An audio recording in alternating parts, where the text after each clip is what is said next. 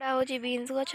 ତ ବାବା ଗାଜର ହେରିକା ସବୁ କରି ସାରିଲେଣି। ତ ଏଇଠି ଆମର ଅଛି ଧଣିଆ ଗଛ, ଆଉ ଏଇଟା ପାଳଙ୍ଗ ଶାଗ ଗଛ, ମୂଳା ଗଛ, ଇଆଡ଼େ ଲଗା ହେଇଛି ଅଲଗା ସବୁ ଗାଜର ଆଉ ଇଏ ବିନ୍ସ ହେରିକା ଗଛ।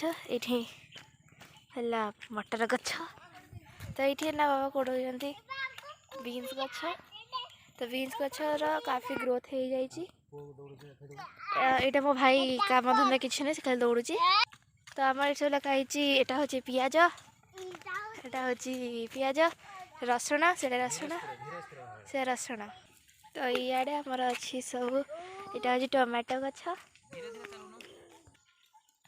ଏଇଠି ଆମ ନାଲି କୋଶଳା ଶାଗ, ଏଇଠି ଧଳା କୋଶଳା ଶାଗ। ତ ଏଇଠି ଆମର ଫୁଲକୋବି ଲଗା ହେଇଛି, ଏଠି ବନ୍ଧାକୋବି। ପାଣି ପୁରଉଛି ଏଇନା। ତ ଏଇନା ସେ ଯିବ ରସୁଣ ପିଆଜରେ ପାଣି ଦେବା ପାଇଁ।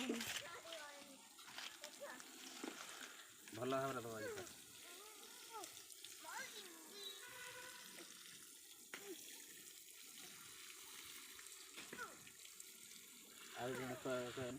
ଆଉ ଜଣେ ଆମର ସେଇଠି କାମିକା ଲୋକ ବହୁତ